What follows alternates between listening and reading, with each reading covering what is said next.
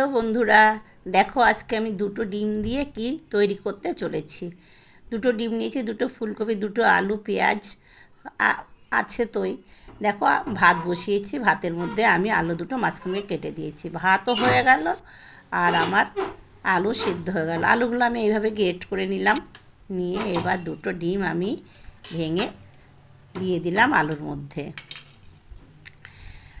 মধ্যে দিয়ে তারপরে আমি 1 চামচ দিলাম হলুদ, আর 1 চামচ দিলাম লবণ, আর 1 চামচ দিলাম লাল লঙ্কার গুঁড়ো।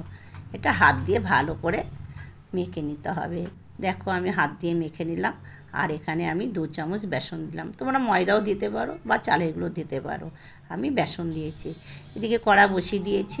কড়া বসিয়ে আমি চামচে তেল গরম হয়ে গেছে, সাদা তেলেই এটা ভেজে নিচ্ছি।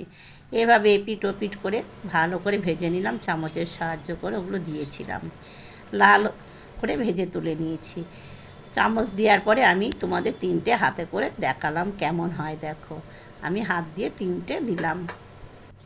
পকোড়াগুলো আমার হয়ে গেছে। দেখো যে 3টে হাতে দিয়েছিলাম কত সুন্দর গোল হয়েছে। হাতের কাজই আলাদা। সব পকোড়াগুলো তুলে নিলাম। ওই তেলের মধ্যে দুটো আলু দিয়ে দিলাম। আলুটা সেদ্ধ করিনি, যেহেতু আলুটা একটু ভেজে নেব ভালো করে। ঢেকে দিয়েছিলাম, ঢাকনা তুলে আলুটা ভেজে নিলাম। ভেজে নেওয়ার পরে 1 চামচ দিলাম হলুদ আর 1 চামচ দিলাম লবণ, দিয়ে আলুটা এইভাবে লাল লাল করে ভেজে নিলাম। যেহেতু পকোড়াটা করেছি ডিমের পকোড়া, তো ওই জন্য তেলটা খুব গেজা হচ্ছে। একটা দালচিনি দিলাম আর 1 চামচ দিলাম গোটা জিরে, ফোড়ন দিলাম। দিয়ে ফুলকপিটাও কিন্তু সেদ্ধ করে নিই, যেহেতু শীতের সবজি এখন সেদ্ধ করার দরকার নেই।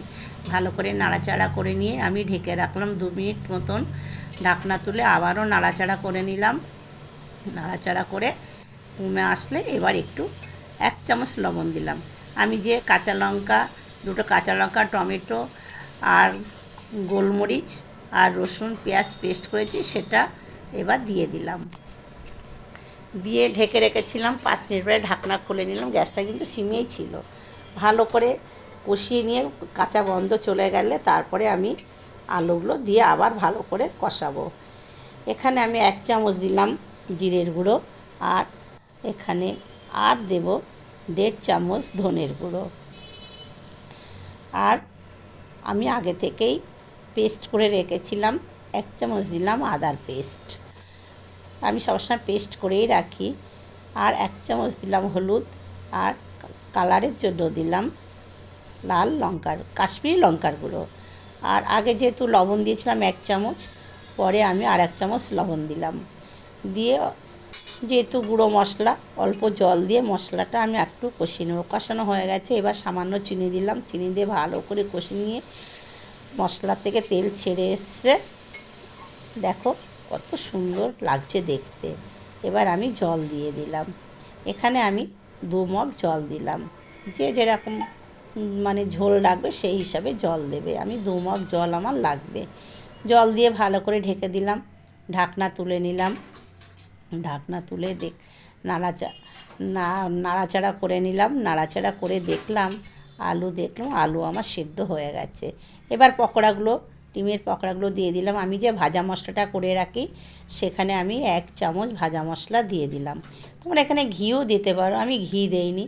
আর উপর থেকে আমি 4টে কাঁচা লঙ্কা মাঝখান থেকে ভেঙে দিলাম। দিয়ে ধনেপাতাও দিতে পারো। আমি 2 মিনিট গ্যাসটা সিম করে ঢেকে রেখেছিলাম। ঢাকনা তুলে নিলাম। রান্নাটা আমার হয়ে গেছে।